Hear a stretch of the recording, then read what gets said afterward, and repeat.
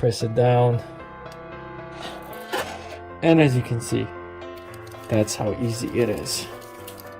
Awesome little invention, and it's so inexpensive you wouldn't believe. I just installed this. This is a Zoryo touchless sanitizer, and it pumps out quite a lot of disinfectant, right? I just bought this at a regular store.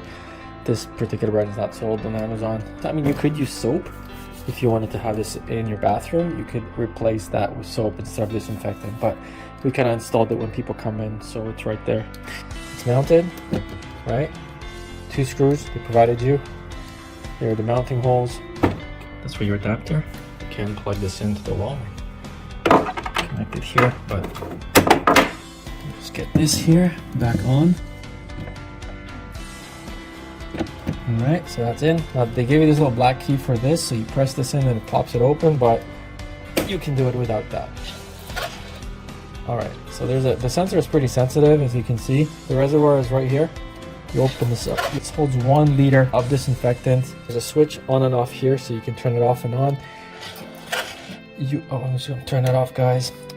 There you go. We are operating this one on batteries. These are just Amazon basic batteries, alkaline. These are 1.5 volts. I tried getting the rechargeables, but honestly, they're so expensive, so we just didn't bother getting the expensive ones. I'm not sure how long this is gonna last, but maybe in my next round I'll just hook this up through the AC adapter, because they did supply you with one. It's a very handy thing for businesses or homes. We got this because we have a newborn. Just turn this on, press it down,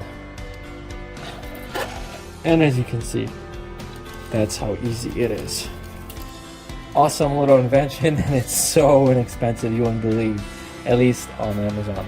Thanks so much for watching, and I'll see you guys in the next one.